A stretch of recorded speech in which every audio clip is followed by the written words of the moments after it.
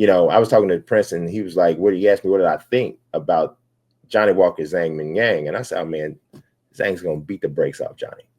I said, they're going to give Johnny, they're giving Zhang fights that essentially the person fights the style that he needs to fight to continue to look good.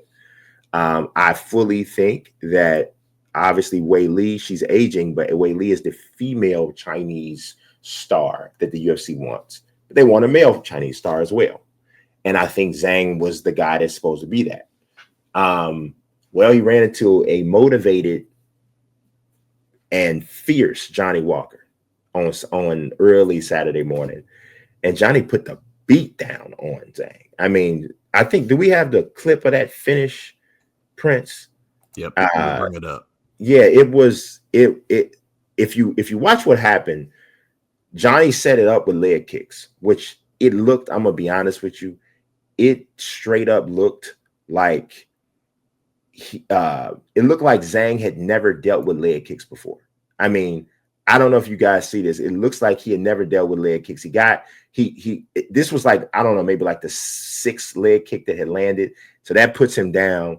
Johnny steps in and starts just pummeling him. Now, I will give Zhang credit for trying to fight back. He did not quit or give up. To be honest, I thought Mark Goddard gave him every opportunity to escape. And I felt like when Mark stepped in, unlike what he did at UFC 319, I thought that when he stepped in, that was the right time, because it kept looking like, okay, Zhang has a chance to get out of here. But right here at that point, when he takes that completely submissive kind of position there, at that point, I think it's clear, like, yeah, he's done.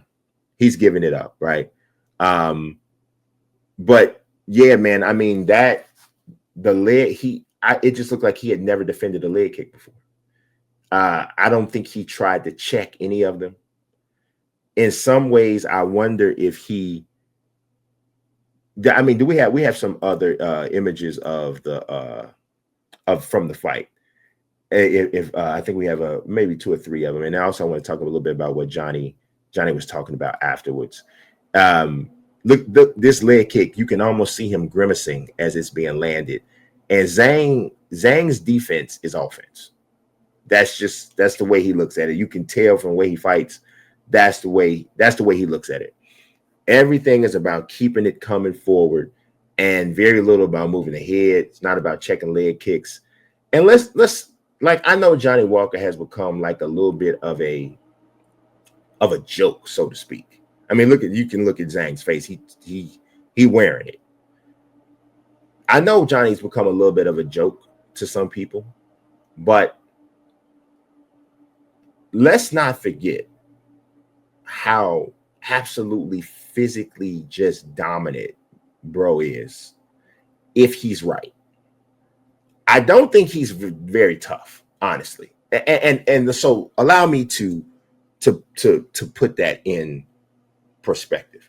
Every person who steps into a ring or a cage to do battle is tougher than everybody else, at least from that standpoint, because it takes a certain level of toughness to get anywhere near to this level. So that's not what I'm talking about.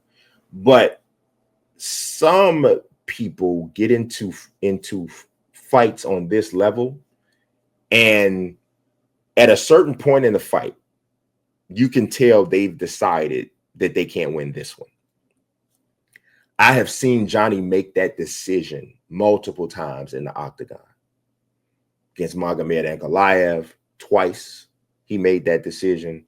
And don't get me wrong, Ankalaev is one of the best fighters in the world. He's not any, I don't know if he's anybody outside of Russia's favorite fighter, but he's one of the best fighters in the world. And so this dude is so it's not like I'm shaming him like that dude's trash. But Johnny Walker physically is on another level, y'all. He's 6'6", and he consistently makes 205 pounds. He's arguably the best natural athlete in the division, one of the best natural athletes in the UFC. But I've seen him make this decision I don't even know if he got a chance to make the decision against Volkan Oezdemir. He got knocked out in 2 minutes and 28 seconds.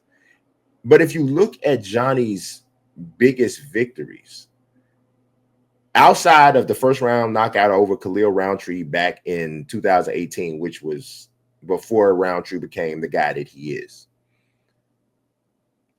I think that every time he has stepped up to a different level, he's been pretty much finished or dominated.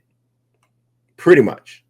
So that's the reason why people have they talk about Johnny. And then, he has that way about him. We're talking about a dude who scored the biggest knockout or the biggest early victory of his career, right? I think it was when he knocked out Misha Serkinov. I think that's when it was. And I'm talking about so just to set the table for you. February of 2019, Johnny knocks out Justin Ledet. Hook kick, spinning back fist. 15 seconds. Crazy, right? Turns around a month later and knocks out Misha Serkinov. Now, this is back when we still thought Misha Serkinov might be that dude. Now, these two wins are following up him getting into the UFC on Dana White Contender Series back in 2018. His first fight in the UFC is against Khalil Roundtree. He knocks him out in a minute 57 seconds with an elbow. Knocks out Justin Ledet in 15 seconds. A month later, knocks out Misha Serkinov with a flying knee and punches in 36 seconds. But what does he do immediately after he knocks out Serkinov? Dislocates his shoulder doing the worm on the floor. It was like, at that point, he really kind of put himself a little bit in a box, right? He was then out for, I think it was 8 months. Comes back and gets finished by Corey Anderson in the first round. Then loses again in Nikita Krylov. He does beat Ryan Spann, which I think Ryan Spann is another massive underachiever. He's moved up to heavyweight, massive underachiever at light heavyweight. Beats him, but then loses Thiago Santos, then gets knocked out in the first round by Jamal Hill. But he comes back. It's like just when you're about to say you're done with Johnny, he comes back. Comes back, gets a performance of the night, the win over Ian Cutelaba. Then he finishes Paul Craig in the first round, right across the hammer fist. The thing about the Paul Craig fight is, if you stay off the ground with Paul Craig, you're probably going to beat him. But that was a test for Johnny because Johnny's a stand-up fighter mostly. Then he beats a washed Anthony Smith. And I'm being honest with y'all. Please don't. I might get some hate mail or something. Anthony Smith might see me and actually want to choke me out. But Anthony Smith is one of the more overrated fighters in the history of the UFC, in my personal opinion. Like, you want to talk about somebody, the right time, the right place, capitalizing on situations. Like, Anthony Smith made his whole thing beating washed fighters. He doesn't really have very many wins over anyone who was not washed. He he fraud checked Vitor Petrino. But outside of that, it's tough to find those wins. So he beats Anthony Smith. Then he fights Magomed Ankalaev, and it's a no contest because he said he got poked in the eye and he couldn't finish or something to that effect. They rematch. A few months later, he gets stopped in the second round, right hook uppercut. Then he gets knocked out in the first round by Volkan Oezdemir. And we're about at this point where if this dude brings together a fourth consecutive bad outing, people are going to start saying, hey, he might need to get cut. But what does he do? Main event in Shanghai, performance of the night, knockout of Ming Yang Zhang, which is, hey, I think it saved some stuff for him. So that's pretty cool. Now we're gonna stay on UFC 319. I don't have any media to show you for this one though, but I gotta talk about the fact that how Aljamain Sterling just dominated Brian Ortega.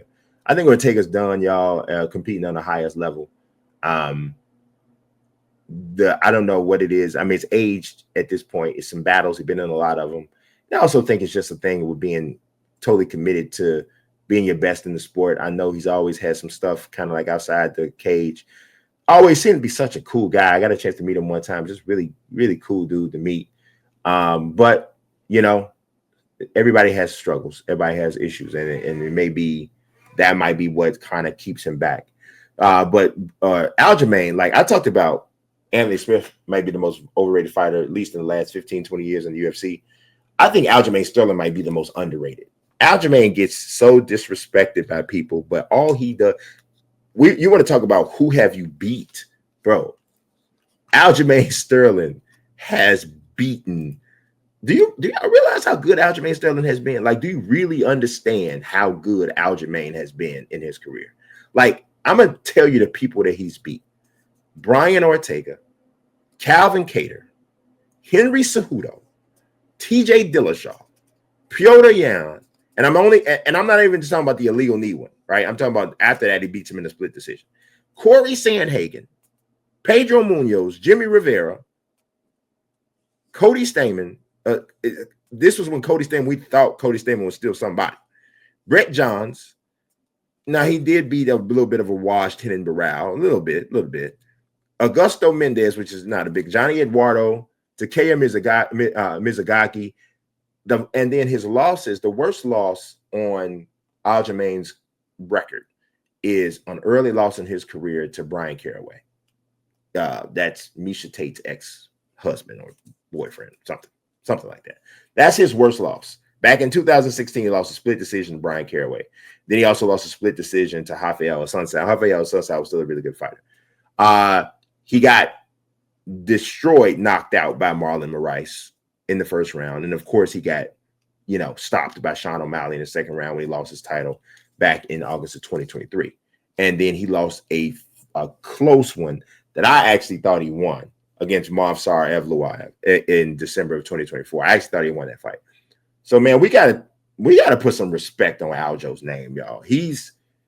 I really truly feel like he is one of the most, if not the most underrated fighter in the last 20 years.